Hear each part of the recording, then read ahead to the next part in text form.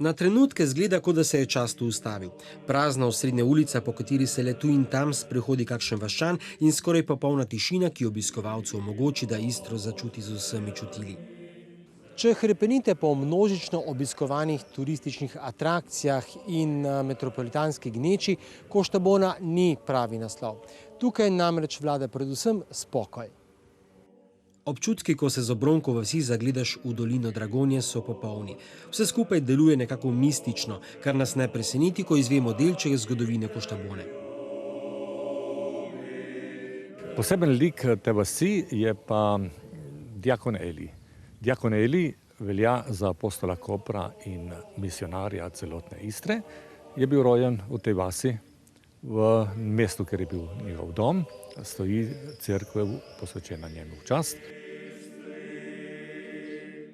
Če je Eli iz Costa Bone ponesel krščanstvo po Istri, drži tudi dejstvo, da cerkva v vasi nikoli ni manjkalo.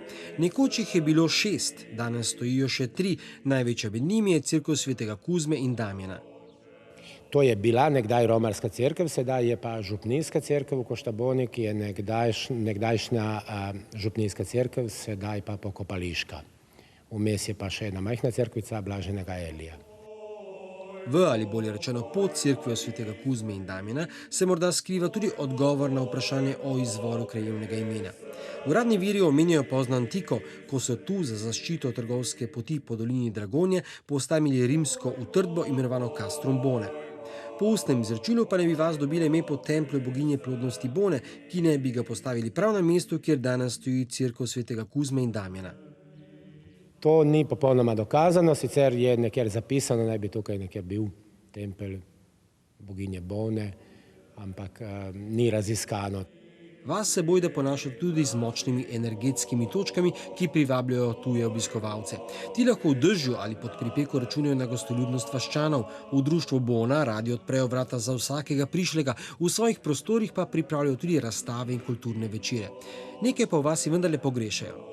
Kraj mora imati cerkev, mora biti tudi gostilna, torej človek se duhovno nekje osredotočiš, ma potem kliče, da nekaj spiješ, nekaj poješ. Lahko pa se usedete v senco kakšnega drevesa in ugotovili boste, od kod je istrski pesnik in duhovnik Alojz Kocijančič, ki je služboval prav v tukajšnji cerkvi, črpal navdih za svoje pesnitve.